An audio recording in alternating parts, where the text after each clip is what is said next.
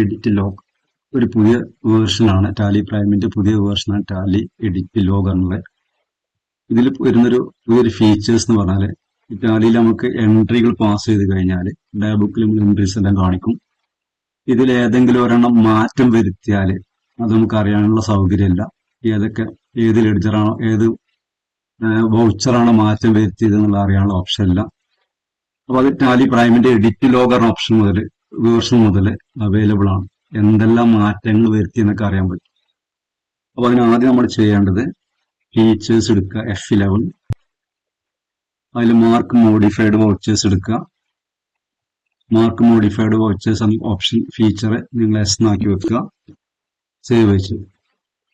ഇനി നമ്മൾ ഇത് കാണുന്നത് എവിടെ ചോദിച്ചാൽ ഡിസ്പ്ലേ മോർ റിപ്പോർട്ടിൽ പോയിട്ട് ഈ എക്സെപ്ഷൻ റിപ്പോർട്ടിലാണ്. അതിൽ മാർക്ക്ഡ് വൗച്ചേഴ്സ് ഉണ്ട്. ഇതിലിപ്പോ ഒന്നും കാണുന്നില്ല, കാരണം നമ്മൾ മാറ്റങ്ങളൊന്നും വരുത്തിയിട്ടില്ല. അതുകൊണ്ട് തന്നെ ഇവിടെ ബ്ലാങ്ക് ആണ്. നമ്മൾ ഡാബുക്കിൽ പോയിട്ട് ഒരു എൻട്രി മാറ്റം വരുത്താൻ പോകും.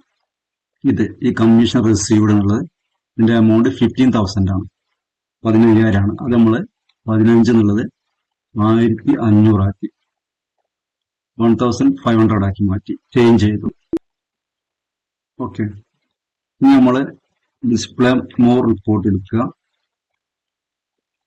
അതിൽ എക്സെപ്ഷൻ റിപ്പോർട്ട് എടുക്കുക. അതിൽ മാർക്ക്ഡ്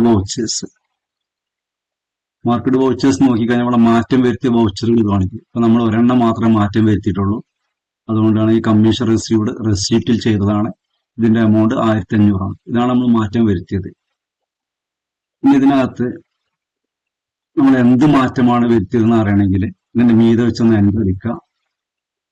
എന്നിട്ട് ഇവിടെ റിലേറ്റഡ് റിപ്പോർട്ട്സ് എന്ന ഓപ്ഷൻ ഉണ്ട്. കൺട്രോൾ O, റിലേറ്റഡ് റിപ്പോർട്ട്സ് എടുക്കുക.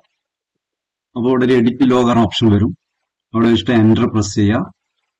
ഇവിടെ ക്രിയേറ്റ് ചെയ്ത സമയത്തുള്ളത് കാണിക്കുന്നത് ക്രിയേറ്റഡ്, ആൾട്ടേഡ് മാറ്റം വരുത്തിയത് കാണിക്കും.